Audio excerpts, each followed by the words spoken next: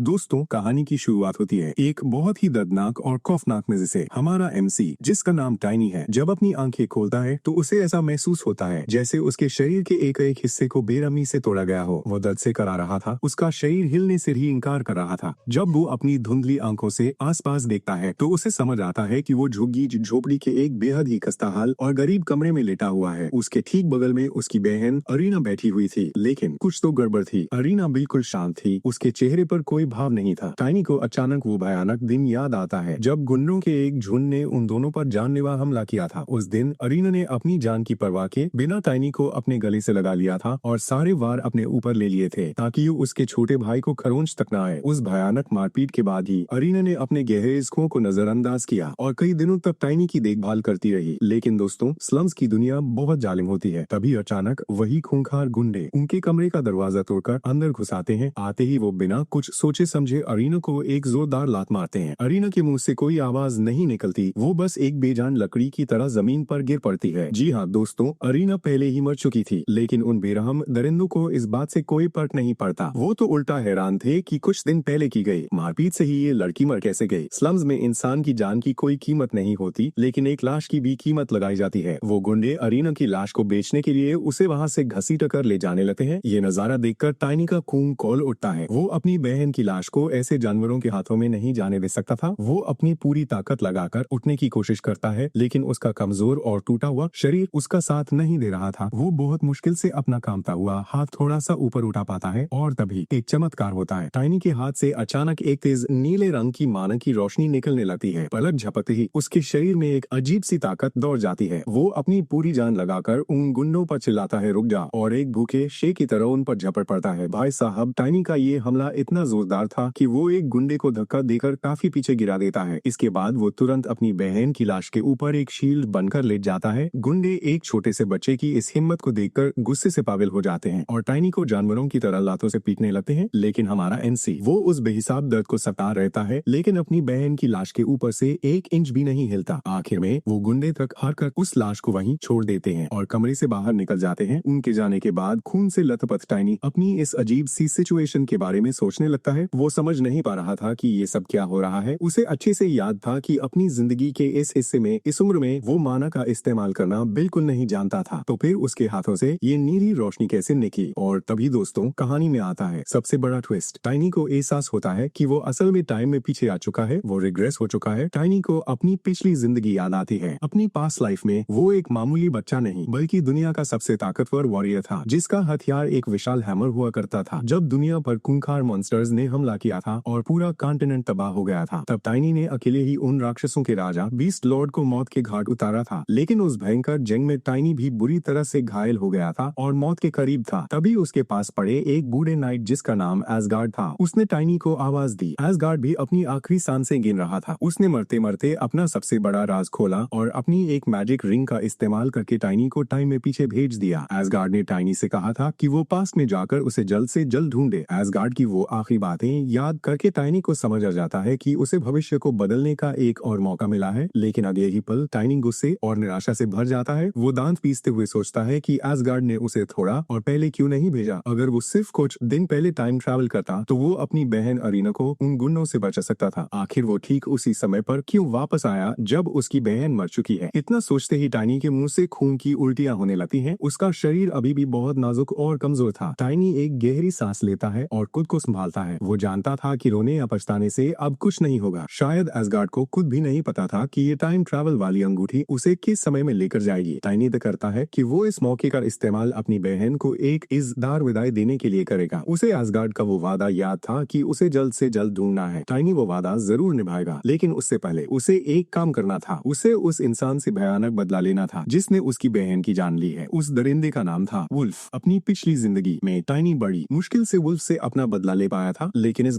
बार वो वुल्फ को ऐसी खौफनाक मौत देगा कि उसकी रूह भी कांप जाएगी। और बदले से पहले उसे अपनी बहन का अंतिम संस्कार करना था। कुछ समय बाद का सीन आता है। एक कॉफी में अरीना की लाश रखी हुई है और टाइनी बहुत ही उदास आंखों से अपनी बहन को देख रहा है। अंतिम संस्कार की रस्में शुरू हो चुकी है। दोस्तों, यहाँ आपको बता दूं कि टाइनी और अरीना सगे भाई बहन नहीं थे। उन दोनों में सिर्फ एक ही चीज एक जैसी थी, उनके काले बाल और काली आंखें। इस कॉन्टिनेंट में काले बाल और आंखों को एक बहुत ही मनहूस निशानी माना जाता था। इसी वजह से पूरी दुनिया टाइनी से नफरत करती थी और उससे दुत्कारती थी, लेकिन अरीना ने अपना सगा भाई को दिया था और उसने टाइनी के रूप में अपना एक नया भाई ढूंढ लिया था। उसने टाइनी को अपनाया, उसे प्यार दिया। टाइनी को आज इस बात का सबसे बड़ा पछतावा था कि वो कभी अपनी बहन के इस प्यार और एहसान का कर्ज नहीं चुका पाया। वहाँ खड़ा प्रीस्ट पुजारी अंतिम संस्कार की दुआएं पढ़ रहा था। वहीं दूर खड़ी एमा, जो अरीना की एक अच्छी दोस्त थी, वो टाइनी के चेहरे को बहुत गौर से देख रही थी। एमा नोटिस करती है कि टाइनी पूरी तरह से बदल चुका है। उसके चेहरे पर एक ऐसी सीरियसनेस और डार्कनेस थी जो पहले कभी नहीं थी। एमा को लगता है कि शायद अपने इकलौते परिवार को खोने के गम ने इस छोटे से बच्चे को इतना बदल दिया है। एमा को कुछ दिन पहले का वो खौफनाक नजारा याद आता है। जब वो टाइनी के घर गई थी तो उसने देखा कि टाइनी अपनी बहन की लाश के ठीक बगल में बैठकर पागलों की तरह खाना खा रहा था। वो नजारा इतना अजीब और डरावना था कि एमा अंदर तक दहल गई थी। और सबसे बड़ी हैरानी की बात तो ये थी कि टाइनी के शरीर के वो सारे गहरे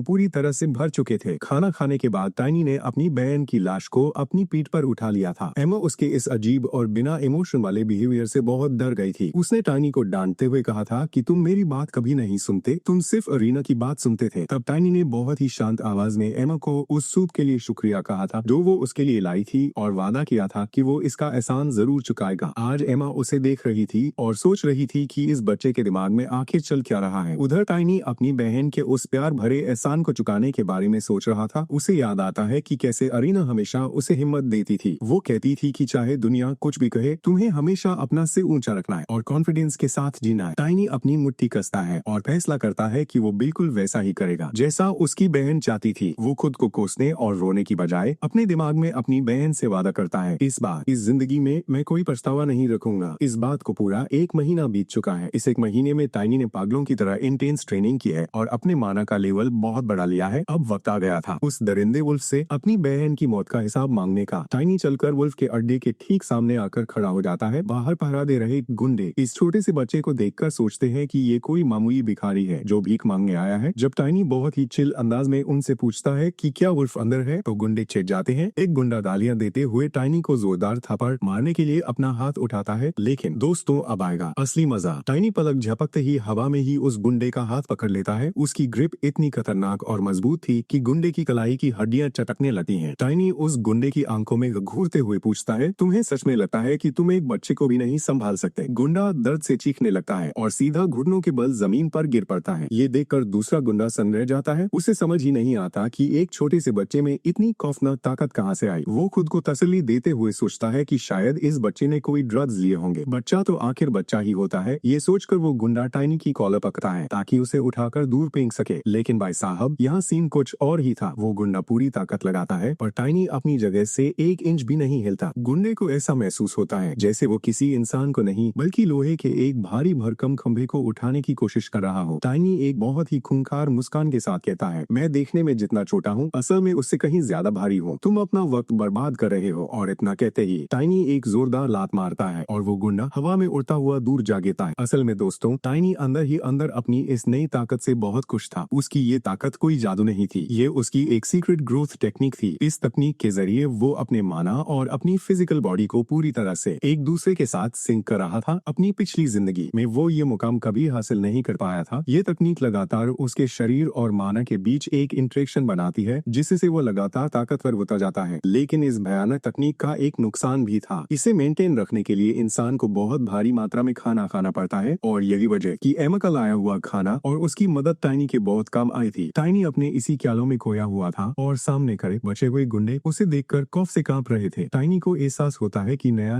जागा हुआ माना बहुत कमजोर होता है, लेकिन एक घायल शरीर के अंदर इसे अब्सॉर्ब करना बहुत आसान होता है। टाइनी एक गुंडे को कॉलर से पकड़कर हवा में उठा लेता है और बड़े ही मजाकिया अंदाज में कहता है, उस दिन मुझे इतनी बुरी तरह पीटने के थैंक यू। और फिर वो उस गुंडे को एक बेसबॉल की तरह सीधा अड्डे की बिल्डिंग के अंदर दे मारता है। गुंडा दरवाजे और दीवारें तोड़ता हुआ अंदर गिरता है। अंदर बैठे सारे गुंडे इस धमाके से अलर्ट हो जाते हैं। जब वो बाहर देखते हैं तो वो टाइनी को पहचान लेते हैं। अरे ये तो वही भिखारी बच्चा है। गुंडे उसका मजाक उड़ाते हैं कि तू यहाँ अकेला और बिना किसी हथियार के मरने आ गया। लेकिन टाइनी के चेहरे पर एक शैतानी मुस्कान आ जाती है। वो जमीन पर पड़े एक गुंडे का पैर पकड़ता है और कहता है, किसने कहा मेरे पास हथियार नहीं है? ये रहा मेरा हथियार। और फिर जो नजारा होता है वो सच में रोंगटे खड़े कर देने वाला था। टाइनी उस इंसान को एक हथियार फ्लेल की तरह हवा में घुमाने लगता है। वो उस गुंडे के शरीर से बाकी गुंडों को बुरी तरह पीटना शुरू कर देता है। वो आदमी दर्द और खौफ से चीख रहा था और बाकी गुंडों की तो हालत खराब हो गई थी। कुछ कुछ ही देर में टाइनी ने अपने इस इंसानी हथियार का इस्तेमाल करके वहां करे सारे छोटे मोटे गुंडों को धूल चटा दी। अब बारी थी बड़े शिकार की। जब सारे छोटे गुंडे निपट गए तो टाइनी की नजर अड्डे के सबसे ताकतवर पार्टस लैंडर ब्रदर्स पर पड़ती है। टाइनी अपनी उंगली के इशारे से उन्हें अपने पास आने का चैलेंज देता है। उनमें से एक भाई अपनी तलवार लेकर टाइनी के शरीर के टुकड़े करने के लिए आगे बढ़ता है, लेकिन तभी उसके कदम रुक जाते हैं। वो देखता है कि टाइनी के छोटे से शरीर के चारों तरफ एक बहुत ही गाढ़ा और खतरनाक मानव घूम रहा है। ये देखकर उन दोनों भाइयों के अंदर का लालच जाग उठता है। इस दुनिया में माना यूजर्स के शरीर को ब्लैक मार्केट में बहुत ऊंचे दामों पर बेचा जाता है। दूसरी तरफ टाइनी को इस लड़ाई में कोई मजा नहीं आ रहा था। वो बोर हो चुका था। वो देखता है कि जिस इंसान को वो हथियार की तरह इस्तेमाल कर रहा था वो अब पूरी तरह से बेहोश और टूट चुका है। टाइनी को अपनी पिछली जिंदगी के इंस्ट्रक्टर की याद आती है। जब टाइनी ने पहली बार किसी इंसान को हथियार की तरह इस्तेमाल किया था तो उसके इंस्ट्रक्टर ने उसे बहुत डांटा था और फिर उसके उस खूंखार फाइटिंग स्टाइल को सुधारने के लिए इंस्ट्रक्टर ने उसे क्लोज क्वार्टर्स कॉम्बैट की बहुत ही एडवांस तकनीक सिखाई थी। आज टाइनी उन्हीं भाइयों पर वो तकनीक इस्तेमाल करने वाला था। दोनों लैंडर ब्रदर्स एक साथ अपनी तलवारें लेकर टाइनी पर टूट पड़ते हैं, लेकिन टाइनी बहुत ही आराम से पीछे हटकर उनके वार को डॉज कर लेता है। वो उनकी हर मूवमेंट को पहले ही पढ़ चुका था। पलक झपकते ही टाइनी एक भाई के मुंह पर जोरदार पुश मारता है और दूसरे को एक घूमती हुई किक जड़ देता है। इससे पहले कि वो दोनों संभल पाते टाइनी एक भाई को हवा में उठाता है और पूरी ताकत से जमीन पर दे मारता है। लेकिन दोस्तों, टाइनी की स्पीड इतनी खौफनाक थी कि उस गुंडे का शरीर जमीन पर गिरने से पहले ही टाइनी बिजली की रफ्तार से उसके पास पहुंचता है और उसे हवा में ही एक और जोरदार लात मार देता है और बस खेल खत्म। दोनों खूंखार भाई जमीन पर बेसुध पड़े थे और अब एंट्री होती है उस अड्डे के बॉस की, इन्वेडर्स का लीडर वुल्फ। टाइनी अपनी पिछली जिंदगी से अच्छे से जानता था कि ये वुल्फ कोई आम इंसान नहीं है। वो एक वेयरबीस्ट है और वो भी कोई ऐरा गैरा नहीं, बल्कि एक सिल्वर वेयरबीस्ट जो वेयरबीस्ट रॉयल फैमिली के सीधे डिसेंडेंट्स माने जाते हैं। पिछली जिंदगी में टाइनी को कभी ये समझ नहीं आया था कि इतना रेयर और ताकतवर रॉयल वेयरबीस्ट इस गरीब स्लम में क्या कर रहा था। उस वक्त वुल्फ को हराने में टाइनी के पसीने छूट गए थे। उसे अपनी जान की बाजी लगानी पड़ी थी। टाइनी मन ही मन सोचता है कि इस बार वो उस राज से पर्दा उठाकर रहेगा। वुल्फ बाहर आता है और अपने सारे आदमियों को जमीन पर पड़ा देखकर सन्न रह जाता है। उसे यकीन नहीं होता कि एक छोटे से बच्चे ने ये तबाही मचाई है। टाइनी बहुत ही ठंडी आवाज में वुल्फ को चैलेंज करता है, आज तेरी भी मौत है। ये सुनकर वुल्फ गुस्से से पागल हो जाता है। वो तुरंत ट्रांसफॉर्म होना शुरू कर देता है ताकि इस घमंडी बच्चे को उसकी औकात दिखा सके। टाइनी भी पूरी तरह से तैयार था। उसे मजा आ रहा था कि वुल्फ शुरुआत से ही अपनी पूरी ताकत इस्तेमाल करने वाला है। लेकिन जैसे ही वुल्फ का ट्रांसफॉर्मेशन पूरा होता है टाइनी का मुंह खुला का खुला रह जाता है। ये क्या? वुल्फ कोई शानदार सिल्वर वेयरबीस्ट नहीं था। वो तो बस एक आम भद्दा सा मटमट जंगली कुत्ता लग रहा था। टाइनी की इस हैरानी को वुल्फ अपनी बेइज्जती समझ लेता है। वो दहाड़ता हुआ सीधा टाइनी की तरफ दौड़ पड़ता है। वो अपने नुकीले पनों से लगातार टाइनी को चीरने की कोशिश करता है, लेकिन टाइनी बहुत मजे से उसके हर हमले को डॉज कर रहा था। टाइनी एनालाइज करता है कि हाँ, ये वुल्फ उन लैंडर ब्रदर्स से काफी तेज और ताकतवर है, लेकिन अपनी पिछली जिंदगी वाले उस सिल्वर वेयरबीस्ट के सामने ये कुछ भी नहीं है। ये तो बहुत कमजोर है। वुल्फ हवा में उछलकर हमला करता है, लेकिन टाइनी अपना हाथ आगे बढ़ाता है और सीधा वुल्फ का जबड़ा पकड़ लेता है। वो अपने माना का इस्तेमाल करके उसके जबड़े को बुरी तरह क्रश कर देता है और उसे दूर फेंक देता है। टाइनी को अपने एक पुराने वेयरबीस्ट साथी की दी हुई टिप याद आती है। उसने बताया था कि जब कोई वेयरबीस्ट आउट ऑफ कंट्रोल हो जाए तो उसे कैसे संभालना चाहिए। टाइनी फैसला करता है कि वो आज उसी टिप का इस्तेमाल करेगा। वुल्फ दर्द और गुस्से से तिलमिला उठता है। वो फिर से टाइनी पर झपटता है, लेकिन टाइनी उसके हर पंजे को चकमा देता है। एक ब्लाइंड स्पॉट का फायदा उठाकर टाइनी उसे एक बहुत ही भयानक लात मारता है और कहता है, तुझे तो सजा मिलनी ही चाहिए। टाइनी अब पूरी तरह से बेरहम हो चुका था। वो वुल्फ को तब तक पीटने का फैसला करता है जब तक वो मौत के घाट न उतर जाए या कम से कम मौत की भीख न मांगने लगे। वो वुल्फ पर लातों और घूंसों की बरसात कर देता है। टाइनी को अपने उस साथी की बात याद आती है, इनके अंदर से इनके जानवर को पीट पीट कर बाहर निकाल दो। वेयरबीस्ट के अंदर रिजेनरेशन की ताकत होती है, वो इस मार को झेल लेंगे। अगले ही पल टाइनी वुल्फ को हवा में उठाता है और पूरी ताकत से एक दीवार पर दे मारता है। दीवार में दरारें पड़ जाती है और वो टूट जाती है। इस भयानक झटके से वुल्फ का ट्रांसफॉर्मेशन टूट जाता है और वो वापस अपने इंसानी रूप में आ जाता है। टाइनी देखता है कि वुल्फ अब होश में आ चुका है। वुल्फ पूरी तरह से कंफ्यूज और डरा हुआ था। उसे समझ ही नहीं आ रहा था कि ये बच्चा उसे इतनी बेहरमी से क्यों पीट रहा है, इसकी दुश्मनी क्या है। लेकिन टाइनी तो आज इसकी रीढ़ की हड्डी तोड़ने के इरादे से आया था। वो चाहता था कि वुल्फ गिड़गिड़ाए, रोए और उसकी बहन अरीना से माफी मांगे। टाइनी सोचता है कि जब ये दरिंदा मर जाएगा तो शायद उसकी बहन की आत्मा को शांति मिलेगी। जब टाइनी अपनी तलवार या हथियार निकालकर उसे जान से मारने के लिए आगे बढ़ता है तो खौफ से कांपता हुआ वुल्फ जमीन पर रेंगने लगता है। वो रोते हुए टाइनी और उसकी बहन से माफी मांगने लगता है। वो अपनी जान की भीख मांग रहा था। टाइनी उसे घूरते हुए कहता है, मेरा बहुत मन कर रहा है कि मैं अभी तेरा गला काट दूं और तेरी लाश को अपनी बहन की कब्र पर फेंका, लेकिन मुझे पता है कि मेरी बहन तेरी ये मनहूस शक्ल वहाँ देखना बिल्कुल पसंद नहीं करेगी। टाइनी फैसला करता है कि वो इसे अभी नहीं मारेगा, वो इस पूरे राज का पर्दाफाश करेगा। वो वुल्फ को धमकी देता है कि अगर उसने उसके किसी भी सवाल का जवाब नहीं दिया तो वो उसकी एक एक हड्डी तोड़ देगा। तभी टाइनी की नजर जमीन पर पड़ी एक अजीब सी चीज पर जाती है। ये एक स्टोन था। टाइनी उसे उठा लेता है। उसे अच्छे से याद था कि अपनी पिछली जिंदगी में जब उसने वुल्फ को मारा था तब वहाँ ऐसा कोई पत्थर नहीं था। जैसे ही टाइनी उस पत्थर को छूता है उसे उसके अंदर से एक बहुत ही भयानक और डार्क एनर्जी महसूस होती है और अगले ही पल टाइनी की आंखों के सामने एक विजन आ जाता है। वो देखता है कि उस पत्थर के अंदर एक असली सिल्वर वेरबीस्ट को मोटी मोटी जंजीरों से बांध कर रखा गया है। वो जानवर दर्द से दहाड़ रहा था। टाइनी की आंखें पटी की पटी रह जाती हैं। उसे समझ आ जाता है कि ये चीज क्या है। उसे अपनी एल्फ साथी एस्टीना की बात याद आती है। एस्टीना ने उसे स्पिरिट बीस्ट के बारे में बताया था। ये वो जादुई जीव होते हैं जो सैकड़ों सालों तक माना इकट्ठा करते हैं और इस प्रोसेस में उनका रीबर्थ होता है। स्पिरिट बीस्ट दुनिया में बहुत ही रेयर होते हैं और वो सिर्फ एल्फनहाइम के जंगलों में पाए जाते हैं। एस्टीना ने उसे एक स्पिरिट स्टोन दिखाया था जिसके अंदर किसी स्पिरिट की असली रूह एसेंस कैद होती है। टाइनी समझ जाता है कि उसके हाथ में जो है वो एक स्पिरिट स्टोन है, लेकिन वो हैरान था कि स्लम्स के इस मामूली गुंडे वुल्फ के हाथ इतनी बेशकीमती चीज कैसे लगी। और सबसे भयानक बात तो ये थी कि ये स्पिरिट स्टोन पूरी तरह से डार्क और डिमोनिक एनर्जी से करप्ट हो चुका था। टाइनी बिना कुछ सोचे अपने माना का इस्तेमाल करके उस जानवर को बांधने वाली उन डार्क जंजीरों को तोड़ देता है और जैसे ही वो जंजीरें टूटती हैं उस जानवर की सारी मेमोरीज एक तूफान की तरह टाइनी के दिमाग में घुस जाती हैं। टाइनी देखता है कि एक बहुत ही खूबसूरत सिल्वर वुल्फ को कुछ काले लबादे पहने हुए रहस्यमयी लोगों ने घेर रखा है। उन लोगों के शरीर से डार्क एनर्जी निकल रही थी। वो सब मिलकर उस सिल्वर वुल्फ पर चारों तरफ से भयानक हमला करते हैं। जब वो भेड़िया हार जाता है तो वो लोग उसके शरीर में डार्क डैगर्स घूम देते हैं और बेरहमी से उसके शरीर से ये स्पिरिट स्टोन निकाल लेते हैं। फिर टाइनी देखता है कि वो निकाला हुआ पत्थर एक छोटे से बच्चे को दिया जा रहा है और वो बच्चा कोई और नहीं बल्कि वुल्फ था। अगले ही पल वो बच्चा उस पत्थर को अपने अंदर एब्जॉर्ब कर लेता है और वो इंसान से एक वेरबीस्ट वुल्फ बन जाता है। अब जाकर टाइनी को सारी कहानी समझ आती है। ये कोई नेचुरल चीज नहीं थी, ये एक इंसान को आर्टिफिशियली वेरबीस्ट बनाने का एक बहुत ही घटिया और डार्क तरीका था। टाइनी को समझ आ जाता है कि वुल्फ अपनी पिछली जिंदगी में ताकतवर क्यों था और इस बार कमजोर क्यों है। इस बार वुल्फ उस स्पिरिट स्टोन को पूरी तरह से एब्जॉर्ब नहीं कर पाया था। इसी वजह से वो सिल्वर वेरबीस्ट की जगह सिर्फ एक मामूली मठ बनकर रह गया। उस पत्थर के अंदर मौजूद उस असली सिल्वर वुल्फ की स्पिरिट अब आजाद हो चुकी थी। वो गुस्से में आगे बढ़ती है। वो उस इंसानी वुल्फ को मारकर अपना इंतकाम लेना चाहती थी, लेकिन टाइनी उसे रोक देता। टाइनी की आंखों में एक खतरनाक चमक थी। वो कहता है इसे इतनी आसानी से मौत नहीं मिलेगी। मैं चाहता हूँ कि मरने से पहले ये दरिंदा खून के आंसू रोए और तड़पे। टाइनी हैरान रह जाता है जब वो देखता है कि वो सिल्वर वुल्फ उसकी बात समझ रहा है। उसे एस्टीना की एक और बात याद आती है। एस्टीना ने कहा था कि अगर किसी इंसान की रूह पूरी तरह से प्योर हो और उसके पास बहुत सारा माना हो तो वो एक स्पिरिट मेज बन सकता है। एस्टीना ने ये भी कहा था कि बच्चों के पास स्पिरिट मेज बनने का सबसे ज्यादा चांस होता है। टाइनी सोचता है कि क्योंकि वो टाइम ट्रैवल करके वापस एक बच्चा बन गया है तो शायद वो एक स्पिरिट मेज बन चुका है, इसीलिए ये स्पिरिट उसकी बात समझ पा रही है। हालांकि टाइनी को खुद पर डाउट था कि उसकी रूह प्योर है या नहीं, क्योंकि उसने बहुत खून खराबा किया था। लेकिन तभी वो स्पिरिट बीस्ट खुद उसे जवाब देता है। वो स्पिरिट बताती है कि जब टाइनी ने उन डार्क जंजीरों को तोड़ा था तो टाइनी का शुद्ध माना उस चटके हुए पत्थर के अंदर भर गया था और उसी माना की वजह से वो दोनों आज एक दूसरे से बात कर पा रहे हैं। अब टाइनी बहुत ही आइटेड होकर उस स्पिरिट बीस्ट से पूछता है क्या हम दोनों एक कॉन्ट्रैक्ट कर सकते हैं, और बिना एक पल की देरी किए वो शानदार सिल्वर वुल्फ तुरंत हमें सिर हिला देता है। टाइनी खुशी से अपना हाथ आगे बढ़ाता है। दोस्तों यहाँ आपको बता दूं कि स्पिरिट बीस्ट कोई आम जादुई जीव नहीं होते। ट्रेडिशनल मैजिक में जादूगरों को अपने स्पेल को लगातार कंट्रोल करना पड़ता है, लेकिन स्पिरिट्स के साथ ऐसा नहीं है। स्पिरिट्स आजाद होते हैं और वो अपने मास्टर के साथ एक फिजिकल पार्टनर की तरह लड़ सकते हैं। उन्हें सिर्फ अपने मास्टर से लगातार माना की सप्लाई चाहिए होती है और सबसे खतरनाक बात, जैसे जैसे उनका मास्टर ताकतवर होता है वो स्पिरिट्स भी उसके साथ साथ और खूंखार होते जाते हैं। टाइनी को याद आता है कि इसी ताकत की वजह से उसकी पुरानी साथी एस्टीना 10 नाइट्स में सबसे ज्यादा ताकतवर मानी जाती थी। वो स्पिरिट बीस्ट कॉन्ट्रैक्ट के लिए बस एक ही शर्त रखता है, उसे अपने दुश्मनों से रिवेंज चाहिए था। हमारा एमसी टाइनी तुरंत मुस्कुराते हुए इस शर्त को मान लेता है क्योंकि वो खुद भी फोर्सेस और डार्कनेस को जड़ से मिटाने का प्लान बना रहा था। कॉन्ट्रैक्ट पूरा होते ही टाइनी तय करता है कि अब इस नए और खूंखार पार्टनर को एक नाम देना चाहिए। वो मुस्कुराते हुए उसका नाम रखता है वालैंग, जो कि मून वुल्फ शब्द का ही एक बहुत ही खतरनाक और ट्विस्टेड प्ले था। अब टाइनी के दिमाग में सबसे बड़ा सवाल ये था कि आखिर इस्लाम के एक मामूली गुंडे वुल्फ के पीछे किसका हाथ है, उसे इतना बेशकीमती स्पिरिट स्टोन किसने दिया। टाइनी को उस पत्थर से जो डार्क एनर्जी महसूस हुई थी उससे वो 100% श्योर था कि ये डीमन फॉलोअर्स का काम है। ये वो फनाटिक्स होते हैं जो भगवान की बजाय राक्षसों की पूजा करते हैं। अपनी पिछली जिंदगी में जब खूंखार बीस्ट लॉर्ड की आर्मी ने दुनिया पर हमला किया था उससे ठीक पहले इन्हीं डीमन फॉलोअर्स ने पूरी दुनिया में तबाही मचाई थी, लेकिन उस वक्त टाइनी एक भूल भुलैया के अंदर फंसा हुआ था, इसलिए उसे इनके बारे में ज्यादा जानकारी नहीं थी। टाइनी गुस्से में वुल्फ को एक जोरदार लात मारता है और चिल्लाकर पूछता है, बताता क्या उन डीमन फॉलोअर्स ने तुझे ये स्पिरिट स्टोन दिया था? लेकिन वुल्फ अभी भी अपने उसी सदमे और सुन्न हालत में था, वो कुछ नहीं बोलता। टाइनी अपने नए पार्टनर वालैंग की तरफ इशारा करता है। वालैंग एक इतनी खौफनाक और कान फाड़ देने वाली रोर मारता है कि वुल्फ की रूह कांप जाती है और वो तुरंत होश में आ जाता है। टाइनी अपनी ठंडी और कातिलाना आवाज में दोबारा पूछता है, मुझे उन डीमन फॉलोअर्स की लोकेशन और उनके आगे प्लान के बारे में सब कुछ बताला। लेकिन दोस्तों, वुल्फ डरने की बजाय एक बहुत ही खौफनाक और शैतानी हंसी हंसने लगता है। वो टाइनी को घूरते हुए कहता है, मैं तो उन लोगों के लिए सिर्फ एक एक्सपेरिमेंट था, तूने जो मेरे साथ किया है उसके बाद वो लोग तुझे जिंदा नहीं छोड़ेंगे। वुल्फ अपने घमंड में बता ही रहा था कि वो लोग कितने ताकतवर हैं कि तभी बूम, वुल्फ का सिर एक भयानक धमाके के साथ पड़ जाता है। खून और मांस के छींटे चारों तरफ उड़ जाते हैं। टाइनी ये खौफनाक नजारा देखकर तुरंत समझ जाता है कि उन डीमन फॉलोअर्स ने वुल्फ के ऊपर कोई बहुत ही खतरनाक साइलेंस स्पेल कर रखा था ताकि वो कभी भी उनका राज ना खोल सके। टाइनी को याद आता है कि अपनी पिछली जिंदगी में भी वुल्फ ने मरने से पहले धमकी दी थी कि उसके लोग टाइनी को ढूंढ कर मार डालेंगे। उस वक्त टाइनी को लगा था कि वो अपने इन्हीं छोटे मोटे गुंडों की बात कर रहा है, लेकिन अब जाकर उसे असली खेल समझ आ रहा था। टाइनी इस मामले को यहीं छोड़ने का फैसला करता है। उसकी नजर दीवार पर पड़ी, उस क्रैक पर जाती है जो वुल्फ को पटकने से बनी थी। टाइनी बिना कुछ सोचे वुल्फ की बिना सिर वाली लाश को उठाता है और पूरी ताकत से उस दरार पर दे मारता है। दीवार भरभरा कर टूट जाती है और उसके पीछे से एक बहुत ही हिडन सेफ बाहर आती है। टाइनी मन ही मन सोचता है कि वो ये सारी जानकारी एसगार्ड उस बूढ़े नाइट को जरूर बताएगा। वो खुद से कहता है कि उसे अपने पुराने साथियों पर पूरा भरोसा है, लेकिन फिर वो खुद को सही करते हुए मुस्कुराता है। पुराने साथी नहीं, एसगार्ड मेरा फ्यूचर कंपेनियन बनने वाला है। वो उस तिजोरी को खोलता है, अंदर बेहिसाब सोना और खजाना भरा हुआ था, लेकिन टाइनी की नजर सिर्फ एक चीज पर थी, वो थी रिंग ऑफ वैलेंशियस सील। दोस्तों, ये कोई मामूली अंगूठी नहीं थी। अपनी पिछली जिंदगी में ये अंगूठी उसे क्लोई ने दी थी। क्लो ने उससे वादा किया था कि जब भी उसे मदद की जरूरत हो वो ये अंगूठी लेकर उसके पास आ जाए। क्लो कोई और नहीं बल्कि एसगार्ड की सबसे छोटी बेटी थी, जिसे पूरी दुनिया एंजल ऑफ वेलेंटिया के नाम से जानती थी। वेलेंटिया खानदान का एक रिवाज था कि जब भी उनके बच्चे बड़े होते हैं तो वो पूरे इलाके के हर टेम्पल में जाकर फूल चढ़ाते हैं ताकि उनका नाम मशहूर हो सके। उसी सफर के दौरान टाइनी की मुलाकात क्लो से इस इन्वेडर डिस्ट्रिक्ट में हुई थी, जो ड्यूक के इलाके के बिल्कुल बॉर्डर पर था। अपनी पिछली जिंदगी में टाइनी ने अपना बदला लेने में इतनी देर कर दी थी कि जब तक वो क्लो के पास पहुंचता बहुत देर हो चुकी थी और वो इस अंगूठी का इस्तेमाल नहीं कर पाया था। लेकिन इस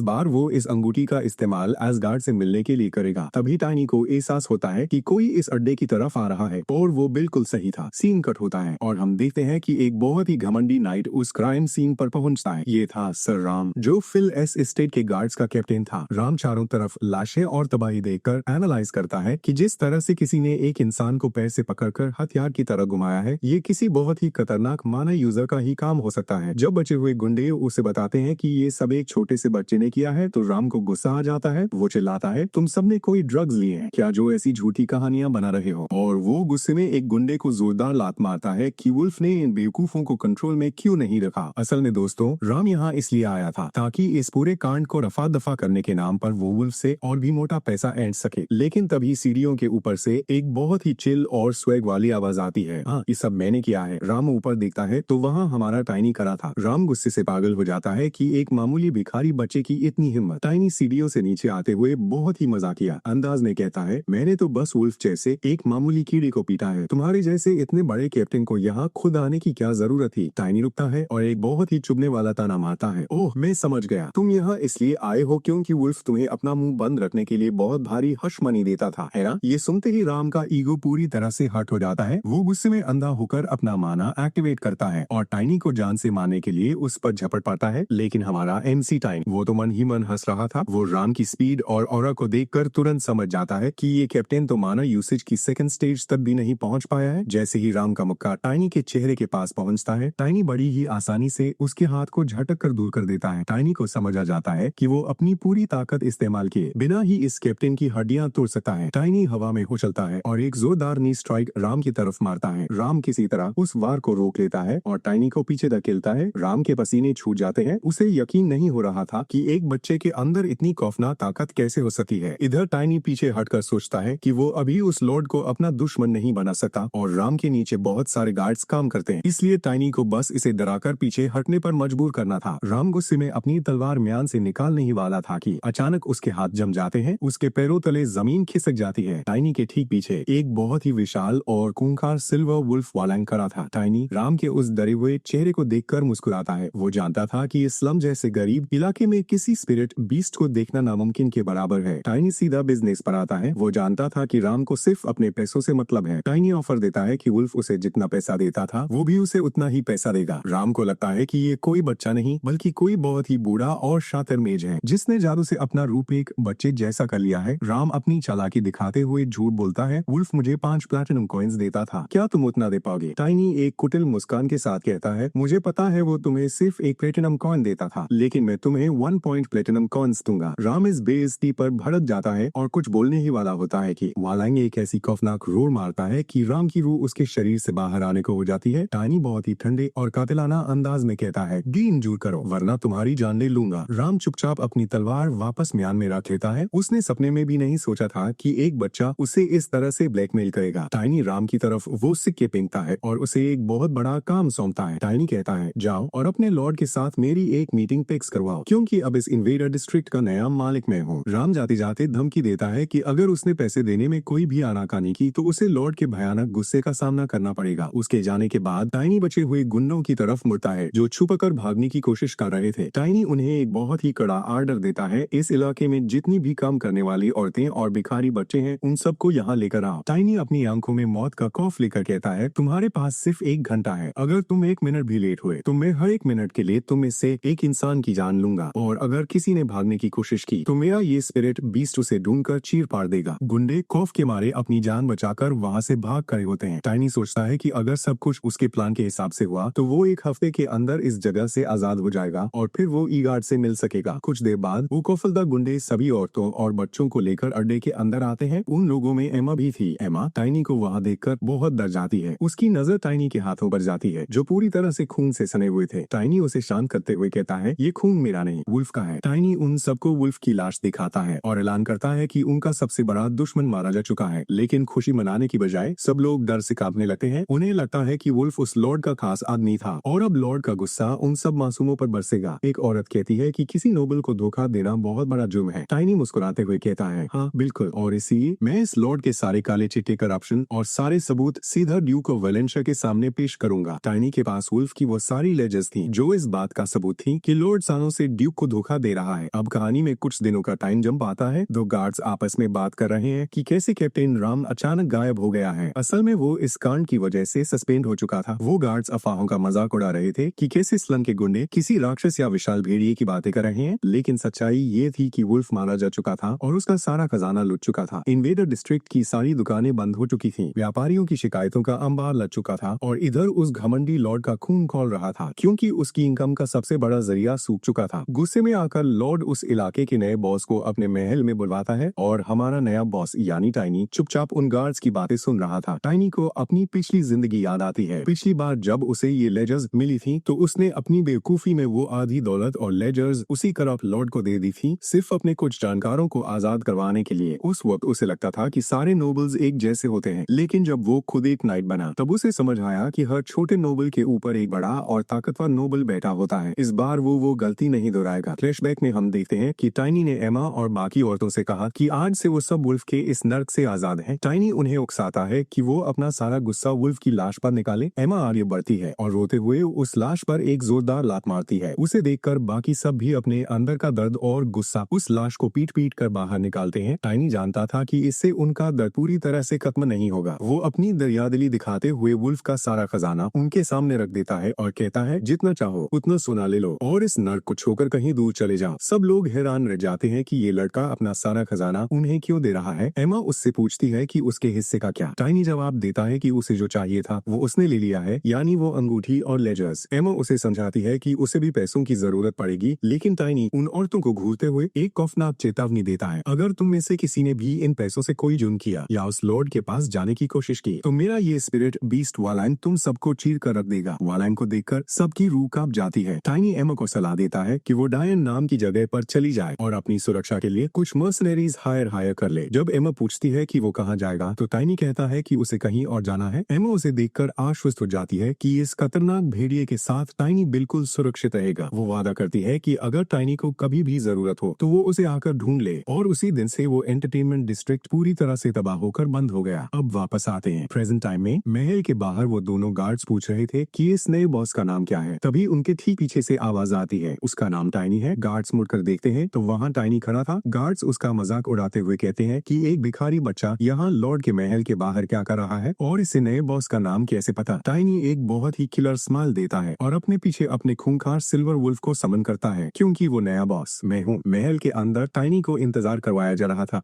वो बोर हो रहा था कि कैसे हर बार उसके छोटे शरीर की वजह से लोग उसे अंडर एस्टिमेट करते हैं। उसके सामने खड़ा था कमांडर क्रैन, जो नाइट्स का लीडर था। क्रैन टाइनी का मजाक उड़ाते हुए कहता है कि राम ने तुम्हारे बारे में बताया था, लेकिन तुम तो बहुत छोटे हो। टाइनी बिना डरे उसे ताना मारता है। अपने मेहमान को इंतजार करवाना और उसे जज करना कोई अच्छी तमीज नहीं है। ये सुनकर क्रैन गुस्से से पागल हो जाता है और टाइनी को उसकी औकात याद दिलाने की कोशिश करता है, लेकिन टाइनी तो फुल स्वेग में था। वो क्रैन की आंखों में आंखें डालकर कहता है, तुम्हें अपनी औकात पता होनी चाहिए। तुम लॉर्ड के नौकर हो, इसलिए लॉर्ड के मेहमान पर हाथ उठाने की सोचना भी मत। क्रैन गुस्से से फुफकारते हुए कहता है, तेरे अंदर से स्लम के गटर की बदबू आ रही है। टाइनी हंसते हुए पलटवार करता है, बदबू तो तेरे अंदर से आ रही है भाई साहब। ये सुनकर क्रैन का ईगो पूरी तरह से टूट जाता है। वो गुस्से में अपनी तलवार म्यान से बाहर निकाल लेता है, लेकिन तभी लॉर्ड का बटलर उन दोनों के बीच में आ जाता है। वो क्रैन को याद दिलाता है कि लॉर्ड अंदर इंतजार कर रहे हैं। क्रैन अपनी बेइज्जती का घूंट पीकर अपनी तलवार वापस रख लेता है, लेकिन वो टाइनी को धमकी देता है कि अपनी जबान पर लगाम रखे, क्योंकि लॉर्ड बहुत ही सख्त इंसान है। क्रैन मन ही मन फैसला कर लेता है कि जैसे ही लॉर्ड का इशारा मिलेगा वो इस बच्चे का सिर धड़ से अलग कर देगा। क्रैन अंदर जाकर लॉर्ड को टाइनी के आने की खबर देता है। जैसे ही दरवाजे खुलते हैं और टाइनी अंदर जाता है, वो लॉर्ड को देखकर पूरी तरह से शॉक में आ जाता है। शायद वो लॉर्ड कोई ऐसा इंसान था जिसे टाइनी अपनी पिछली जिंदगी से जानता था।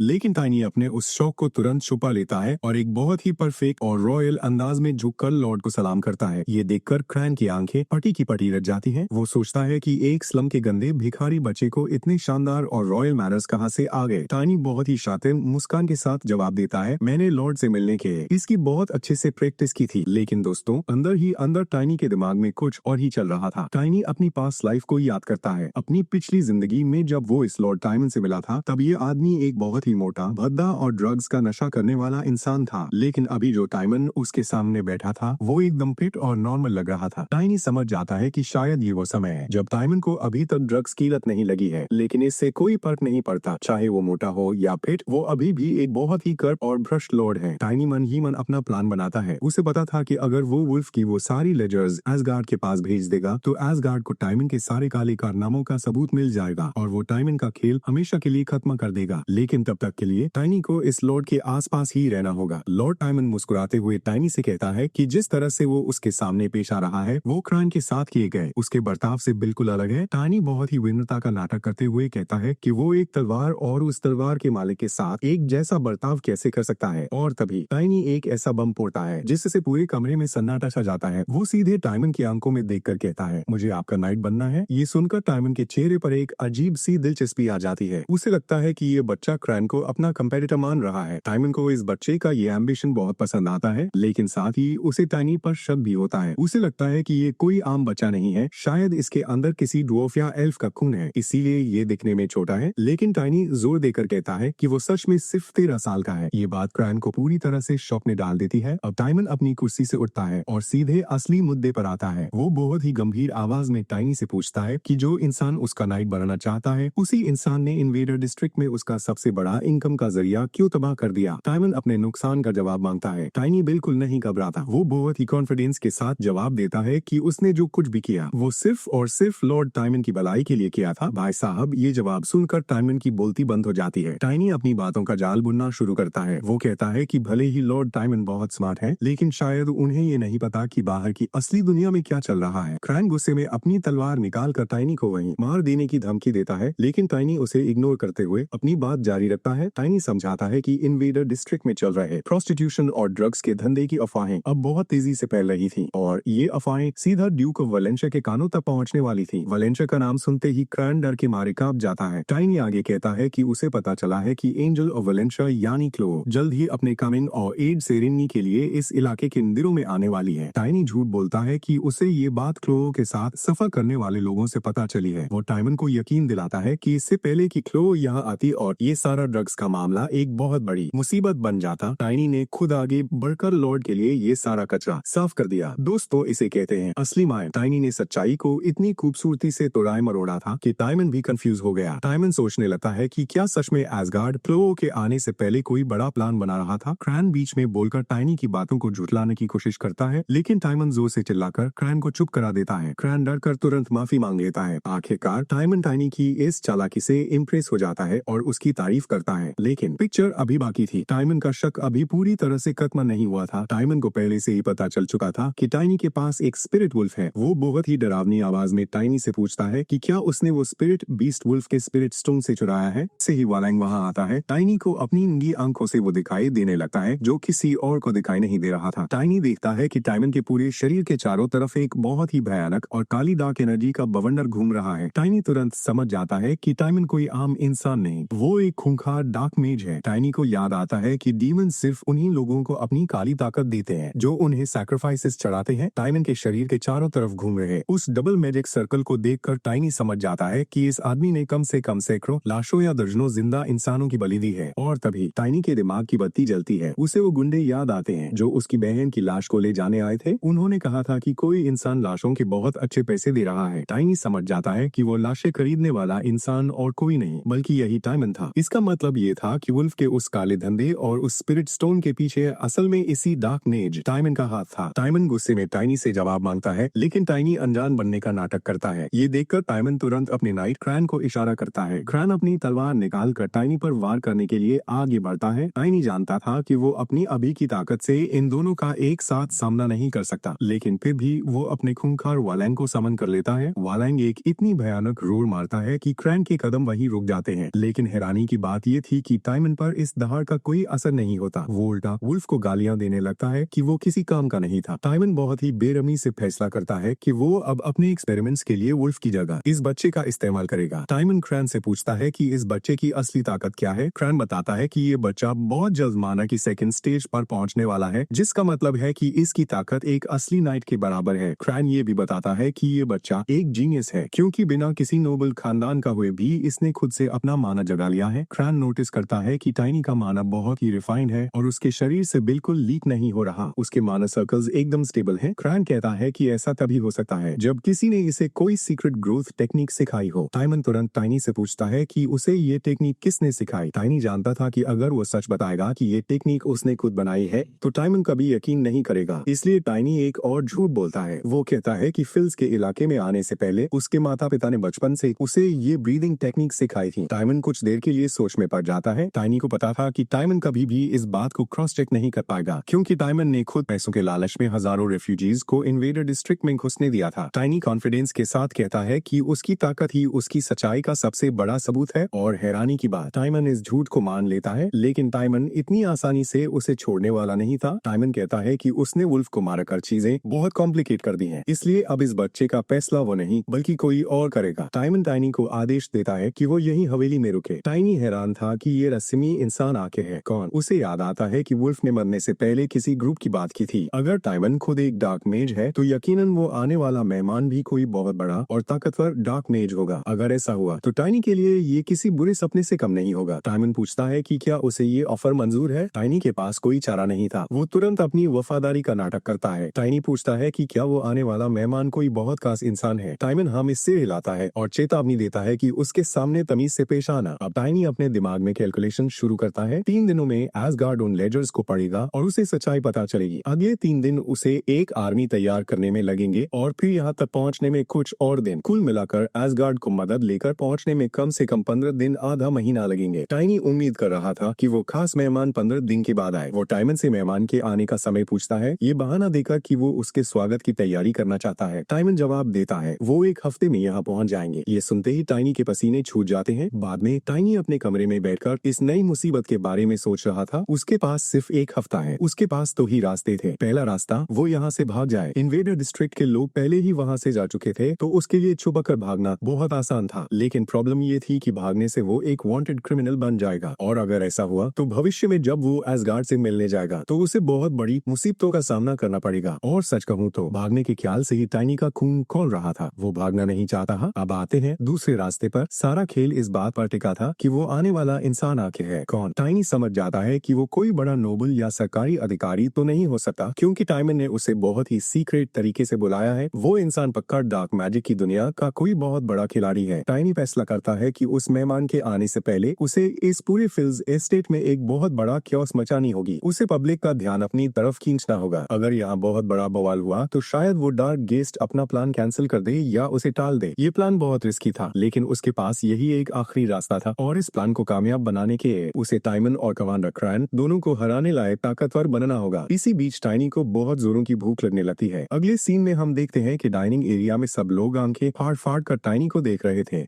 भाई साहब, टाइनी इतना खाना खा रहा था जितना 10 लोग मिलकर खाते हैं। लोग आपस में फुसफुसा रहे थे कि पक्का इसके अंदर किसी ड्वार्फ का खून है, क्योंकि सिर्फ ड्वार्फ्स और ऑक्स ही इतना भयानक खाना खा सकते हैं। लेकिन टाइनी को किसी की कोई परवाह नहीं थी। वो बस पागलों की तरह खाई जा रहा था। अब जब उसका माना और उसकी फिजिकल बॉडी पूरी तरह से सिंक हो चुके थे, तो उसे ताकत बढ़ाने के लिए किसी जादुई दवा की नहीं बल्कि ढेर सारे खाने की जरूरत थी। तभी उसका ये खाना पीना एक बहुत ही घमंडी नाइट की वजह से रुक जाता है। इस नाइट का नाम था सर ग्रांट। ग्रांट वहाँ आकर टाइनी को उसके खाने के तरीके पर लेक्चर देने लगता है। टाइनी बहुत ही चिल अंदाज में अपनी आंखें उठाकर पूछता है, क्या तुम्हें कोई प्रॉब्लम है? ये सुनकर ग्रांट भड़क जाता है। वो चिल्लाता है कि तुम्हें अपने से बड़ों की इज्जत करनी चाहिए। लेकिन टाइनी भी कहाँ दबने वाला था। वो कहता है कि जो इंसान एक छोटे से बच्चे से लड़ने के लिए यहाँ आया है, उसकी मैं क्या इज्जत करूँ। टाइनी उसे उकसाते हुए एक बहुत ही तीखा ताना मारता है। गुस्से से पागल होकर ग्रांट टाइनी को मुक्का मारने के लिए आगे बढ़ता है। तभी पीछे से एक दूसरा नाइट ग्रैन उसे रोकता है और कहता है कि ये सिर्फ एक बच्चा है, शांत हो जाओ। लेकिन उसी वक्त वहाँ कमांडर क्रैन आ जाता है। क्रैन ग्रैन को पीछे हटने का आदेश देता है। टाइनी के चेहरे पर एक कुटिल मुस्कान आ जाती है। वो समझ जाता है कि क्रैन खुद उसे यहाँ टेस्ट करने आया है, और इन सब के पीछे उसी डार्क मेज टाइमन का हाथ है। टाइनी अपनी कुर्सी से उठता है। वो तैयार था इन्हें अपनी असली ताकत दिखाने के लिए। दोनों हवेली के बाहर मैदान में आ जाते हैं। सर ग्रांट अपनी तलवार के साथ खड़ा था और वो टाइनी को सबक सिखाने के लिए बेताब था। टाइनी उसे याद दिलाता है कि उसके पास कोई हथियार नहीं है, और ग्रांट को बाद में इस बात का पछतावा होगा। ग्रांट जोर जोर से हंसने लगता है। वो टाइनी का मजाक उड़ाते हुए कहता है कि जाकर कोई तलवार उठा ले, क्योंकि मैं तुझे एक झटके में खत्म करने वाला हूँ। क्या तू डर गया? जवाब देने की बजाय टाइनी पलक झपकते ही आगे बढ़ता है और ग्रांट के एंकल पर एक जोरदार लात मारता है। ग्रांट लड़खड़ा जाता है। वो खुद को गिरने से बचाता है और गुस्से में टाइनी के मुंह पर मुक्का मारता है, लेकिन टाइनी बहुत ही आराम से नीचे झुककर उसे डॉज कर लेता है। अब टाइनी अपने पैर में अपना सारा माना इकट्ठा करता है और ग्रांट की शिन पर एक और खौफनाक लात मारता है। ग्रांट दर्द से करा उठता है। उसे यकीन ही नहीं हो रहा था कि फर्स्ट स्टेज के एक बच्चे के पास इतनी भयंकर ताकत कैसे हो सकती है। ग्रांट के पैरों में भयानक दर्द हो रहा था, लेकिन उसका ईगो उसे हार मानने नहीं दे रहा था। वो पूरी ताकत से अपनी तलवार लेकर टाइनी पर दोबारा हमला करता है, लेकिन टाइनी एक परछाई की तरह फिसल कर बच निकलता है। और फिर दोस्तों वो होता है जिसकी किसी ने कल्पना भी नहीं की थी। टाइनी हवा में एक बहुत ऊंची छलांग लगाता है और सीधा सर ग्रांट के कंधों पर जाकर बैठ जाता है। टाइनी अपने हाथों में अपना सारा माना भरता है और ग्रांट के चेहरे को अपने छोटे से हाथों से कसकर पकड़ लेता है। वो एक बहुत ही डरावनी आवाज में ग्रांट का मजाक उड़ाते हुए कहता है, चिंता मत कर, मैं तुझे जान से नहीं मारूंगा। और अब यहीं पर बूम, टाइनी उसे पूरी ताकत से जमीन पर दे मारता है। एक जोरदार धमाका होता है। धूल छटने के बाद सब देखते हैं कि एक खूंखार नाइट एक छोटे से बच्चे के सामने जमीन पर बेसुध पड़ा था। टाइनी वहां करे सभी लोगों की तरफ देखकर ऐलान करता है, नाइट्स में कोई खास बात नहीं होती। चारों तरफ सन्नाटा छा जाता है। लोग शौक में थे कि एक बच्चा एक नाइट को कैसे हरा सकता है। दूर खड़ा कमांडर क्रैन अपनी आंखें सिकोड़कर ये सब देख रहा था। दोस्तों, ये सब टाइनी के प्लान का हिस्सा था।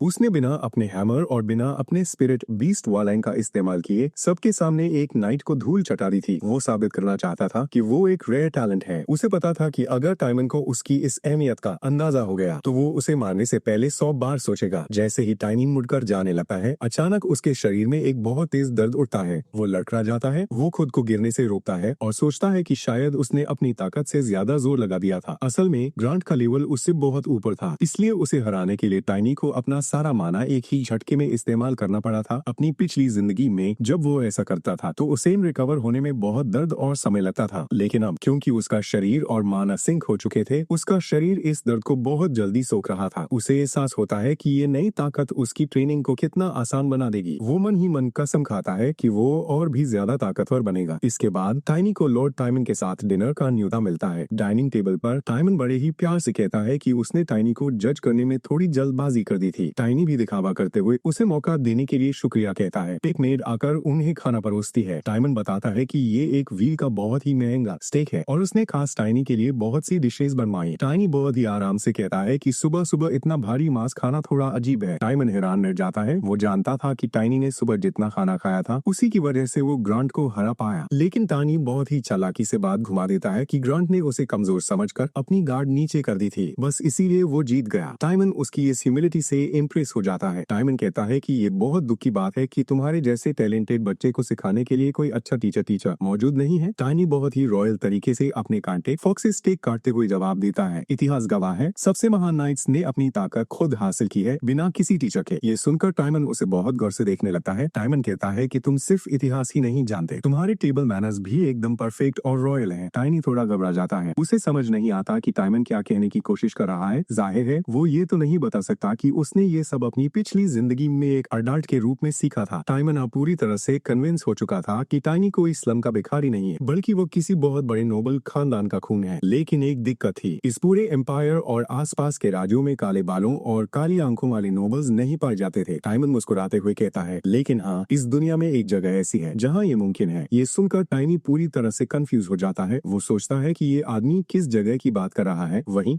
दूसरी तरफ टाइमन इस नई डिस्कवरी से अंदर ही अंदर बहुत आइटेट हो रहा था। उसे लगता है कि टाइनी उसके लिए एक बहुत ही वैल्यूएबल एसेट साबित हो सकता है। दूसरी तरफ हमारा एमसी टाइनी बिल्कुल अनजान बनने का नाटक कर रहा था। उसे समझ नहीं आ रहा था कि टाइमन आखिर क्या बकवास कर रहा है। टाइमन मुस्कुराते हुए एक बहुत बड़ा राज खोलता है। वो बताता है कि उसने टाइनी की इस प्रोग्रेस और उसकी काबिलियत के बारे में उस खास इंसान को सब कुछ बता दिया है और वो अनजान शख्स टाइनी के बारे में सुनकर बहुत खुश है। लेकिन दोस्तों, टाइनी बाहर से भले ही शांत था, लेकिन अंदर ही अंदर उसका दिमाग बहुत तेज दौड़ रहा था। टाइनी को टाइमन का फ्यूचर बहुत अच्छे से पता था। उसे याद आता है कि भविष्य में यही टाइमन ड्रग्स का एडिक्ट बन जाएगा। लेकिन अभी के टाइमन कोई कमजोर इंसान नहीं है, बल्कि वो एक डबल सर्कल डार्क मेज है। टाइनी जानता था कि जब डीमंस इस टाइमन को क्लेम करने आएंगे तो टाइमन के साथी भी उसे छोड़कर नहीं भागेंगे। टाइमन बड़ी ही चालाकी से टाइनी को लालच देता है कि बहुत जल्द टाइनी उस खास इंसान के लिए बहुत जरूरी बन जाएगा, और बातों बातों में ये हिंट भी दे देता है कि वो इंसान और उसका ग्रुप बहुत ज्यादा पावरफुल है। टाइनी भी तुरंत एक झूठी स्माइल अपने चेहरे पर लाता है और इस शानदार मौके के लिए टाइमन का शुक्रिया अदा करने का नाटक करता है। लेकिन टाइनी को पता था कि अभी उसकी सबसे बड़ी टेंशन वो आने वाला मेहमान नहीं, बल्कि खुद टाइमन और उसका खूंखार कमांडर क्रैन है। टाइनी एनालाइज करता है कि टाइमन एक 2 सर्कल मेज है और क्रैन एक स्टेज 2 स्किल फाइटर है। भले ही क्रैन ताकत में टाइमन से ओड़ा बेहतर हो सकता है, लेकिन अगर मेज और माना यूजर्स की ग्रोथ स्टेज को देखा जाए तो वो दोनों लगभग एक ही लेवल के मॉन्स्टर्स हैं। अपनी प्रीवियस लाइफ में टाइनी ने स्टेज 2 के लेवल को बहुत पीछे छोड़ दिया था, लेकिन अब इस नई जिंदगी में उसे ये मुकाम सिर्फ 6 दिनों के अंदर हासिल करना होगा। और यहीं से शुरू होती है हमारे एनसी की भयंकर ट्रेनिंग। अगले 3 दिनों तक टाइनी पागलों की तरह पसीना बहाता है। वो अपनी ट्रेनिंग का लेवल कई गुना बढ़ा देता है। वो अपने वेट और अपनी पावर को एक साथ कंप्रेस करना सीखता है ताकि उसकी बॉडी की फ्लेक्सिबिलिटी बढ़ सके। दोस्तों, ये 3 दिन की नरक जैसी ट्रेनिंग रंग लाती है। टाइनी महसूस करता है कि उसकी एजिलिटी अब उसकी पिछली जिंदगी से भी बहुत बेहतर हो चुकी है। जब वो बेसिक्स की दोबारा प्रैक्टिस करता है तो उसे अपनी पुरानी गलतियों का एहसास होता है। अपनी पिछली जिंदगी में टाइनी का पूरा फोकस सिर्फ बड़ा और मस्कुलर बनने पर था, क्योंकि उसे लगता था कि शरीर बड़ा होने से ही ताकत बढ़ती है। लेकिन उसका वो भारी भरकम शरीर ही उसकी सबसे बड़ी प्रॉब्लम बन गया था, क्योंकि उसकी वजह से उसके मानव बॉडी और फिजिकल बॉडी के बीच का बैलेंस पूरी तरह से टूट गया था। टाइनी मन ही मन मुस्कुराता है। अब उसे वो गलती दोहराने की कोई जरूरत नहीं थी, क्योंकि अब वो समझ चुका था कि बड़ा होने का मतलब ताकतवर होना नहीं होता। ट्रेनिंग करते हुए टाइनी को अचानक पास करे कुछ सोल्जर्स के हांफने की आवाज आती है। वो सैनिक सर ग्रांट के साथ हुई टाइनी की पार्ट को देख चुके थे, इसलिए वो खौफ के मारे टाइनी से दूर रहने का फैसला करते हैं। टाइनी उनके इस रिएक्शन से बहुत सेटिस्फाइड था। इन 3 दिनों में टाइनी सिर्फ 2 ही काम करता है, ढेर सारा खाना खाना और भयंकर ट्रेनिंग करना। बाकी सब लोग उसमें दिलचस्पी को चुके थे, जो कि टाइनी के प्लान के लिए एकदम परफेक्ट था। तभी वहाँ कमांडर क्रैन आता है और टाइनी को आर्मरी में ले जाने के लिए कहता है। क्रैन बताता है कि लॉर्ड टाइमन चाहते हैं कि टाइनी के पास एक सही हथियार और आर्मर हो। क्रैन की तलवार को देखकर टाइनी के चेहरे पर एक शैतानी मुस्कान आ जाती है, क्योंकि अब वक्त आ गया था अपना हथियार चुनने का। आर्मरी के बाहर पवन चक्कर क्रैन अपनी अकड़ दिखाते हुए टाइनी को याद दिलाता है कि उसे लॉर्ड का एहसानमंद होना चाहिए। आर्मरी के अंदर जाकर टाइनी हथियारों और आर्मर्स को चेक करता है, लेकिन जैसा कि उम्मीद थी वो सारे आर्मर उसके छोटे से शरीर के लिए बहुत बड़े थे। और हथियारों की बात करें तो वहाँ एक भी वाहमा नहीं था। वो सारे हथियार टाइनी के लिए बिल्कुल बेकार थे। और दोस्तों, अब आएगा असली मजा। टाइनी अपनी चाल चलता है। वो जानबूझकर क्रैन को प्रोवोक के लिए कहता है कि शायद उसे क्रैन की तलवार जैसा ही कोई हथियार ढूंढना चाहिए। ये सुनते ही क्रैन घमंड से मुस्कुराता है और कहता है कि उसकी तलवार कोई मामूली तलवार नहीं है। क्रैन बताता है कि उसकी तलवार का नाम ग्रीस है, जिसे बहुत ही मशहूर हथियार बनाने वाले रॉजर्स ने बनाया था। क्रैन को बिल्कुल यकीन नहीं था कि टाइनी जैसा बच्चा ऐसी तलवार को संभालने के काबिल भी है। ये सुनकर टाइनी मन ही मन सोचता है कि ऐसी तलवार बनाने के लिए आखिर कितने इंसानों की सैक्रिफाइस चढ़ाई गई होगी। टाइनी क्रैन को और ज्यादा भड़काते हुए कहता है कि वो टाइनी क्रैन से कहीं ज्यादा टैलेंटेड है, इसलिए वो इस हाई क्वालिटी तलवार को इस्तेमाल करने के लिए ज्यादा डिजर्विंग है। भाई साहब, ये सुनते ही क्रैन का ईगो पूरी तरह से टूट जाता है। वो गुस्से से इतना भयानक रोर है कि उसकी आवाज आर्मरी के बाहर खड़े गार्ड्स तक को सुनाई देती है। आर्मरी के अंदर टाइनी उसे सीधा चैलेंज कर देता है ताकि वो अपनी बात साबित कर सके। टाइनी एक तलवार उठाता है और दान को बढ़ाते हुए कहता है कि अगर वो हार गया तो क्रैन उसे जान से मार सकता है। पूरी तरह से गुस्से में पागल होकर क्रैन अपनी तलवार निकालकर टाइनी पर हमला कर देता है। आर्मरी के बाहर खड़े सभी लोग सुनते हैं कि टाइनी अंदर जोर जोर से चिल्ला रहा है और क्रैन से भीख मांग रहा है कि वो भविष्य में दोबारा ऐसा कभी नहीं करेगा। कुछ देर बाद आर्मरी का दरवाजा खुलता है और टाइनी बहुत ही बुरी तरह से इंजर्ड हालत में बाहर आता है। बाहर खड़े सभी लोग उसे देखकर पिटी खाते हैं, क्योंकि सबको यही लगता है कि क्रैन ने उसे बहुत बुरी तरह पीटा है। एक गार्ड धीरे से फुसफुसाता है कि अफवाहें सच है। क्रैन टाइनी से जलता है क्योंकि टाइनी नया कमांडर बनना चाहता है। एक मेट भी कहती है कि भले ही क्रैन टाइनी से नफरत करता हो, लेकिन उसने आज अपनी सारी हदें पार कर दी हैं। वो सब टाइनी को अकेला छोड़ने का फैसला करते हैं। जब टाइनी आगे बढ़ता है तो दूसरी मेट्स भी उसे इसी हालत में देखती हैं। टाइनी उन्हें भी यही झूठी कहानी सुनाता है कि ये सब क्रैन ने किया है। मेट्स उसे आराम करने की सलाह देती हैं। दोस्तों, देखा आपने टाइनी का माइंड प्लान। उसने बिना कुछ किए हुए महल में ये अफवाह फैला दी कि क्रैन उसे मारना चाहता है। अब सीन कट होता है और हम लॉर्ड टाइमन के कमरे में चलते हैं। टाइमन का बटलर उसे वाइन सर्व कर रहा था। टाइमन सैक्रिफाइसेस के बारे में पूछता है। बटलर कंफर्म करता है कि सब कुछ तैयार है। टाइमन पूछता है कि क्या इस बार भी बलि के लिए वुल्फ के आदमियों का इस्तेमाल किया जा रहा है। बटलर हाँ में जवाब देता है। टाइमन मन ही मन सोचता है कि कैसे टाइनी ने अकेले ही पूरी इन्वेडर डिस्ट्रिक्ट को तबाह कर दिया था। वो बटलर को बाहर भेज देता है और टाइनी के बारे में सोचने लगता है। टाइमन को भले ही उस लड़के के असली इरादों के बारे में कुछ नहीं पता था, लेकिन वो जानता था कि वो टाइनी का बहुत अच्छा इस्तेमाल कर सकता है। टाइमन सोचता है कि जैसे ही उसका खास मेहमान आएगा वो टाइनी की ब्लड लाइन कंफर्म करवा लेगा। प्रॉब्लम ये थी कि अगर उसका शक गलत निकला और टाइनी उस खास खानदान से नहीं हुआ तो टाइमन के बॉस वुल्फ के मारे जाने पर बिल्कुल खुश नहीं होंगे, और अगर ऐसा हुआ तो टाइनी के साथ साथ टाइमन को भी बहुत भयानक पनिशमेंट मिलेगी। लेकिन टाइमन खुद को तसल्ली देते हुए सोचता है कि टाइनी के टेबल मॉरिक नाइट को हराने वाली ताकत देखकर ये साफ है कि वो कोई कॉमनर नहीं हो सकता। उसे पूरा यकीन था कि टाइनी उसी प्रेस्टिजियस खानदान से है। टाइनी के काले बाल और काली आंखें इस बात का सबसे बड़ा सबूत थे और टाइमन इन सबूतों से पूरी तरह सेटिस्फाइड था। टाइमन लेट जाता है और अपने मेहमान के आने के बारे में सोचने लगता है, लेकिन तभी अचानक उसे अपने मैजिक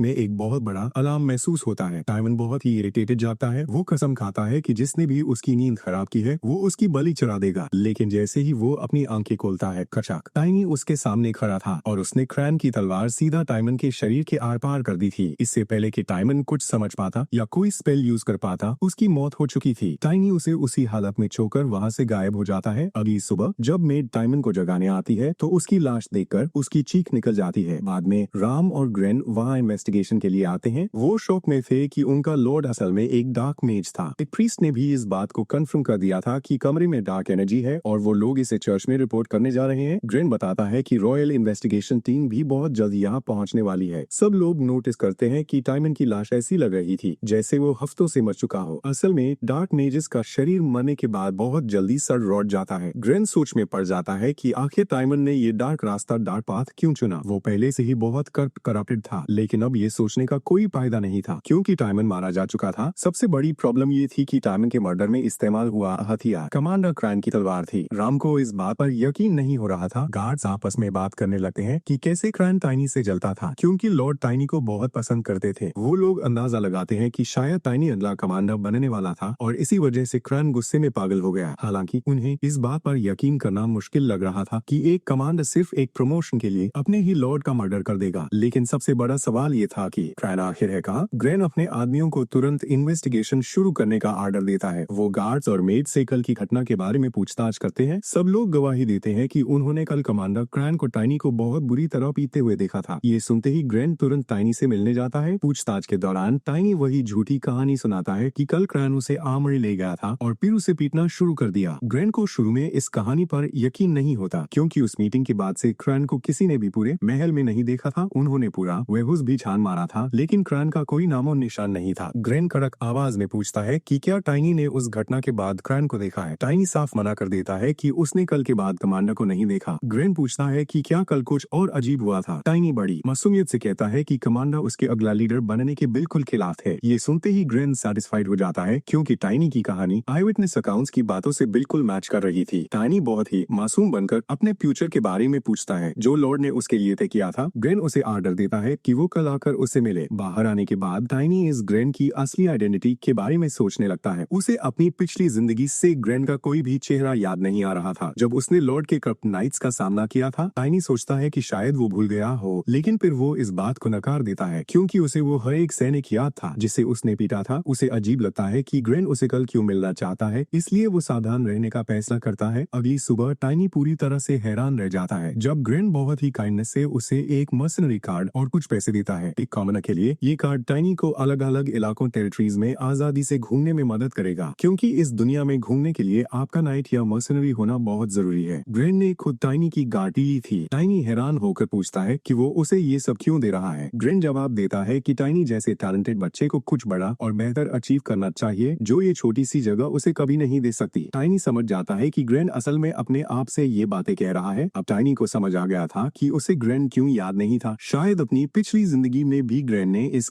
जगह को छोड़ दिया था। टाइनी उसे शुक्रिया कहता है और बताता है कि वो वैसे भी यहाँ से जाने वाला था। टाइनी जानता था कि जैसे ही इंपीरियल इन्वेस्टिगेशन टीम को टाइमन के डार्क मेज होने का पता चलेगा, वो बहुत जल्द यहाँ पहुंच जाएंगे। हो सकता है कि वो रस्मी मेहमान अब यहाँ न आए, लेकिन इस वजह से एसगार्ड भी यहाँ नहीं आ पाएगा। इसलिए टाइनी के लिए यही बेहतर था कि वो खुद जाकर एसगार्ड को ढूंढे। ग्रैन जाते जाते कहता है कि उसे उम्मीद है कि जब टाइनी सक्सेसफुल हो जाएगा तो वो उसका नाम याद रखेगा। ग्रैन ओड़ा हैरान होता है जब टाइनी उससे उसका नाम पूछता है। ग्रैन अपना नाम बताता है। जवाब में टाइनी कहता है कि उसे भी उम्मीद है कि ग्रैन उसका नाम याद रखेगा, और इतना कहकर टाइनी वहाँ से निकल जाता है। टाइनी जानता था कि लॉर्ड की मौत के बाद अब इस फिल एस एस्टेट को चलाने की पूरी जिम्मेदारी कमांडर के रूप में ग्रैन पर ही आ गई है। लेकिन बेचार ग्रैन बहुत ही बुरी हालत में पिंसा हुआ था। वो इस मर्डर मिस्ट्री को सॉल्व करने और कमांडर क्रैन को ढूंढने की कोशिश कर रहा था। उसने क्रैन को ट्रैक करने के लिए एक स्पेशल मेज को हायर करने का भी प्लान बना लिया था। टाइनी को ग्रैन के लिए बुरा लग रहा था, लेकिन वो इसमें कुछ नहीं कर सकता था। अब टाइनी अपने मर्सनरी कार्ड का इस्तेमाल करके एक गिल्ड से एक घोड़ा खरीदने का इरादा बनाता है, लेकिन तभी उसके विचारों को पढ़ते हुए उसका स्पिरिट बीस्ट वालैंग उसके सामने आ जाता है और टाइनी को अपने ऊपर राइड करने का ऑफर देता है। टाइनी उड़ा झिझकता है कि इतने लंबे सफर के लिए वालैंग की पीठ पर बैठे रहना मुश्किल हो सकता है। उसे अपने उस ऑक दोस्त की याद आती है जो इंसानों का मजाक उड़ाते हुए कहता था कि इंसान डाइवुल्व्स की सवारी नहीं कर सकते क्योंकि उन्हें उल्टी आ जाती है। ऐसा माना जाता था कि सिर्फ ऑक्स ही ऐसा कर सकते हैं, क्योंकि उनका बैलेंस करने का सिस्टम बहुत अजीब होता है। लेकिन जब वालैंग जिद करता है तो टाइनी एक बार ट्राई करने का फैसला करता है। टाइनी ये देखकर बहुत खुश होता है कि वालैंग का फिजिकल फॉर्म बहुत ही बड़ा और शानदार है। आमतौर पर स्पिरिट बीस्ट स्पिरिट फॉर्म में उतने ही बड़े होते हैं जितने वो जिंदा होने पर होते थे, लेकिन उनका फिजिकल साइज उनके स्पिरिट मेज के स्किल लेवल पर डिपेंड करता है। अचानक टाइनी को एहसास होता है कि वालैंग के सेंसेस के साथ सिंक करने के लिए उसे अपनी आत्मा सोल को वालैंग के साथ लिंक करना होगा। वो इसे ट्राई करता है और बहुत ही कामयाबी के साथ वो अपने सेकंड स्टेज स्पिरिट मेज की ताकतों का इस्तेमाल करके अपनी आत्मा को वालैंग के साथ जोड़ लेता है। लिंक होते ही टाइनी नोटिस करता है कि वालैंग के शरीर में कुछ बदलाव आ रहे हैं। उसे एस्टीना की बात याद आती है कि जब एक स्पिरिट मेज हाई लेवल पर पहुंचता है तो उसका फैमिलियर भी मेज की कुछ ताकतें हासिल कर लेता है। टाइनी साफ देख सकता था कि वालैंग का फिजिकल फॉर्म पहले से कहीं ज्यादा सख्त और ताकतवर हो चुका था, जो टाइनी की पावरफुल एबिलिटीज का सबूत था। अगले ही पल वालैंग हवा से बातें करते हुए आगे की तरफ दौड़ पड़ता है। आत्माएं जुड़ने की वजह से टाइनी महसूस करता है कि उसके सेंसेस अब बहुत ज्यादा तेज शार्पर हो चुके हैं। वो सफर के दौरान हर एक मूवमेंट को महसूस कर सकता था। वो वही देख सकता था जो वालैंग देख रहा था और वही स्मेल सकता था जो वालैंग सूंघ रहा था। उसे उम्मीद थी कि इस स्पीड से वो बहुत जल्द वैलेंटिनो पहुंच जाएगा। फ्यूचर में ये ताकत उसे करुण जैसी बहुत दूर की जगहों पर पहुंचने में भी मदद करेगी। दोस्तों, करुण कोई आम जगह नहीं है। ये वो राज्य है जहाँ दुनिया की सबसे फर्स्ट डिजास्टर शुरू होने वाली है। अपनी पिछली जिंदगी में पूरे कॉन्टिनेंट पर अचानक एक के बाद एक भयंकर तबाही मचने लगी थी, जैसे वो डीमन आर्मी के आने की चेतावनी दे रही हो। इन घटनाओं ने इंसानों की सेना को बहुत कमजोर कर दिया था और ये सब तब शुरू हुआ था जब करुण शहर में रखा हुआ सीक्रेट रैलिक पवित्र अवशेष अचानक गायब हो गया था। टाइनी को इस घटना को हर हाल में रोकना होगा। असल में ये 7 सीक्रेट रेलिक्स वो होली आर्टिफैक्ट्स हैं जो गॉडेस ने इंसानों को दिए थे। ये इंसानियत की लास्ट लाइन और डिफेंस है। करुण का रेलिक चोरी होने के बाद धीरे धीरे बाकी सारे रेलिक्स भी चोरी हो गए थे। इस बार टाइनी ऐसा बिल्कुल नहीं होने देगा और ऐसा करने के लिए उसे इतना ताकतवर बनना होगा कि वो अपनी पूरी ताकत से डीमन आर्मी का सामना कर सके। उसका प्लान है कि ई गार्ड से मिलते ही वो सीधा करुण शहर की तरफ निकल जाएगा। उधर दूसरी तरफ इन्वेडर डिस्ट्रिक्ट में लोगों के बीच इंपीरियल आर्मी के इन्वेस्टिगेशन को लेकर बहुत गॉसिपिंग चल रही थी। लोग टाइमन के मर्डर और उसके डार्क मेज होने के राज के बारे में बातें कर रहे थे और तभी टाइमन के महल के गेट पर एक बहुत ही मिस्टीरियस फिगर औरत प्रकट होती है। गार्ड्स उसे रोककर उसकी आईडी मांगते हैं, लेकिन वो औरत बिना कुछ बोले बस अपनी उंगलियों से एक स्नैप बजाती है और दोनों गार्ड्स बेहोश होकर वहीं गिर पड़ते हैं। वो औरत अंदर दाखिल होती है और उसे ग्रैंड मिलता है। ग्रैंड पूरी तरह से अपनी गार्ड पोजीशन में था, लेकिन वो अजनबी औरत एक और चुटकी बजाकर ग्रैंड को अपने इंचांटमेंट के जादू में जकड़ लेती है। वो औरत ग्रैंड से लॉर्ड के मर्डर का पूरा एक्सप्लेनेशन मांगती है। हिप्नोटाइज हालत में ग्रैंड उसे वो सब कुछ बता देता है जो उसे पता था। फिर वो रसीमी औरत पूछती है कि लॉर्ड की कॉर्प्स कहाँ रखी है। ग्रैंड जवाब देता है कि इंपीरियल इन्वेस्टिगेशन टीम के आर्डर के हिसाब से लाश को बेडरूम के अंदर एक कास्केट ताबूत में रखा गया है। वो अजनबी औरत ग्रैंड को आर्डर देती है कि वो 1 घंटे के लिए सो जाए स्लीप, और ठीक 1 घंटे बाद ग्रैंड एक जोरदार झटके जोल्ट के साथ नींद से जागता है। तो दोस्तों, आखिर ये रसीमी औरत कौन है? क्या ये टाइमन की लाश के साथ कुछ भयानक करने वाली है? और क्या हमारा एमसी टाइनी समय रहते करुण शहर पहुंचकर उस पवित्र रेलिक को बचा पाएगा? ये सब सस्पेंस खुलेंगे अगले धमाकेदार एपिसोड में। अगर आज की वीडियो ने आपके रोंगटे खड़े कर दिए हों तो वीडियो को लाइक जरूर करना, कमेंट करके बताना कि आपको टाइनी और वालैंग की ये नई जोड़ी कैसी लगी। और हाँ, अपने इस चैनल को सब्सक्राइब करना बिल्कुल मत भूलना ताकि अगली वीडियो की नोटिफिकेशन सबसे पहले आपको मिले। मिलते हैं बहुत जल्द एक और भयंकर एपिसोड के साथ।